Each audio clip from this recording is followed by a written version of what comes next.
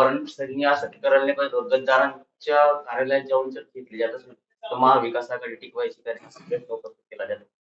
हे बघा, शरद पवार साहेबांनी कुठे जावं कुठे जाऊ नये हा त्यांचा वैयक्तिक प्रश्न आहे. राहिला प्रश्न आमची महायुती जी आहे, शिवसेना, भाजप आणि अजितदादा राष्ट्रवादी एक संघ आहे.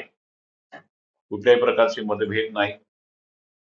परंतु जे संजय राऊत म्हणतात की गद्दारांकडे जाऊ नये आणि युती टिकवायची की नाही टिकवायची, असं आहे की शरद पवार साहेब जे आहे ते काही लहान बाळ नाही.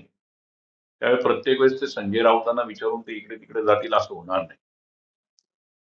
राहिला प्रश्न की शरद पवार साहेबांच्या खेळीने आज खऱ्या अर्थानं उद्धव ठाकरे शिवसेनेची ही दुर्दशा झालेली आहे.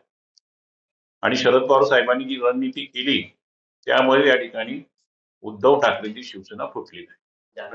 चर्चा आहे, काय सांगणार? हे बघा की अनेक विरोधी पक्षातले जे आहेत, आमदार असतील, खासदार असतील, अन्य पक्ष असतील, ते विश्वगौरव प्रधानमंत्री नरेंद्र मोदींच्या विचारानं, त्यांच्या कार्यानं आणि विकसित देशासाठी मोदीजींना साथ देण्यासाठी पुढे येत आहेत.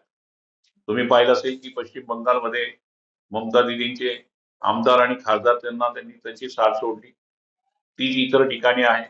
आज राज्यात सुद्धा जर तुम्ही पाहिलं असेल की उद्धव ठाकरेंचे खासदार त्यांना सोडून चालले गेले. अनेक आमदार, अनेक खासदार भारतीय जनता पार्टीचे आमचे नेते आदरणीय देवेंद्र फडणवीस साहेब, प्रदेशाचे अध्यक्ष रवींद्र चव्हाण साहेब यांच्या संपर्कात आहेत. त्यामुळे लोकांना एक विश्वास झालेला आहे की देशात मोदीजी आणि राज्यात देवेंद्रजी हेच या ठिकाणी आपला खऱ्या अर्थानं विकास करू शकतात. आणि विकासाला साथ देण्यासाठी अनेक लोक या ठिकाणी भारतीय जनता पार्टीशी दोस्ती करण्यासाठी, भारतीय जनता पार्टीमध्ये प्रवेश करण्यासाठी या ठिकाणी उत्सुक आहे. तो आत्महत्या करते, ते पक्ष असेल किंवा ते आमदार खासदार असतील. हे बघा की त्यांचं विधान फारसं आता मला असं वाटतं की गांभीर्याने घेण्याची आवश्यकता नाही.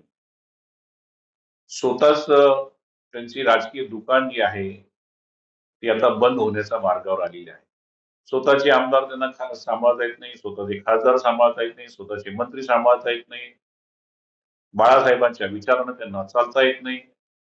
हिंदुत्व विकलं, बाळासाहेब ठाकरेंचे विचार विकले आणि म्हणून बाळासाहेबांच्या शापामुळे ही परिस्थिती त्यांची या ठिकाणी आली आहे.